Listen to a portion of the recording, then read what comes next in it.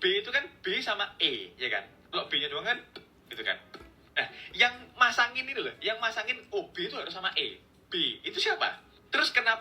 Oke, menjawab pertanyaannya Pur, tahu nggak Bang gitu, dari VT-nya Stanley, kok B disebutnya BE, bukan ba, bukan bi, bukan bu, atau C atau D, kenapa C gitu? Kenapa nggak cu, kenapa nggak ca, kenapa nggak du, di?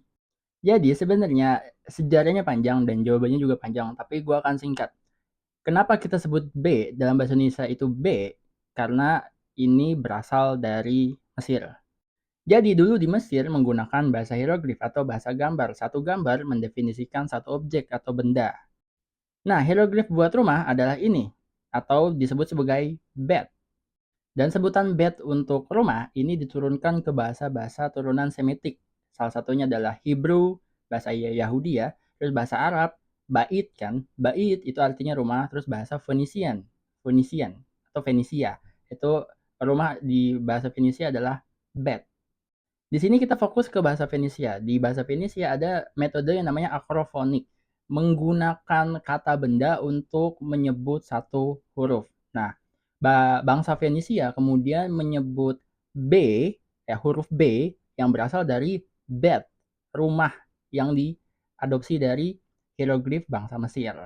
Jadi dengan metode akrofoni, bangsa Fenisia mengambil satu huruf di kata rumah, bed, yaitu bed, jadi satu alfabet, bed, alfabet Fenisia bed.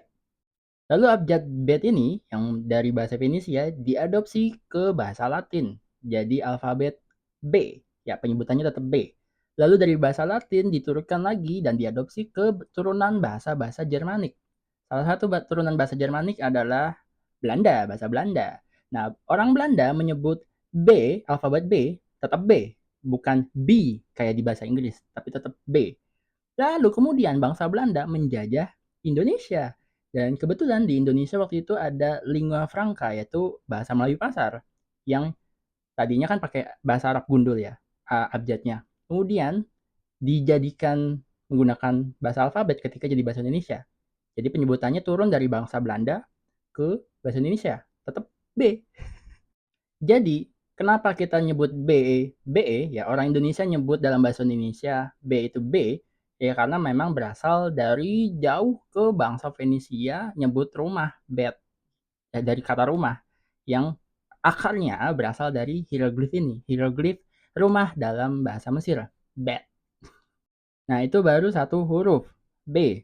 Lalu kalau C, D, G, F, G itu gimana? Ya, itu sama, akarnya sama, berasal dari bahasa Fenisia yang bermula dari hieroglif Mesir karena memang bahasa itu masuknya dalam sejarah juga kan turunan dan itu dipengaruhi oleh banyak pengaruh budaya juga. Nah, FYI ya, jadi A, B, C itu berasal dari Aleph, Bet, Gimel. Aleph itu dalam hieroglif Mesir artinya adalah ox atau kerbau. Disebutnya Aleph. Bangsa Fenisia ngambil A, lep, jadi abjad gitu. Sama kayak bed, house. Ini hieroglifnya agak beda ya. Hieroglif rumah di Mesir lah pokoknya. Kemudian C itu dari bahasa Gimel. Dari artinya throwing stick atau tongkat buat ngelempar. Dalam hieroglif Mesirnya seperti ini.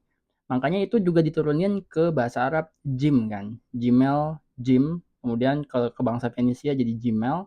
Terus ke bangsa Jermanik, Latin, dan Belanda dan Indonesia jadi C. Nah, kalau dibahas semua panjang. Ada 26 misalnya.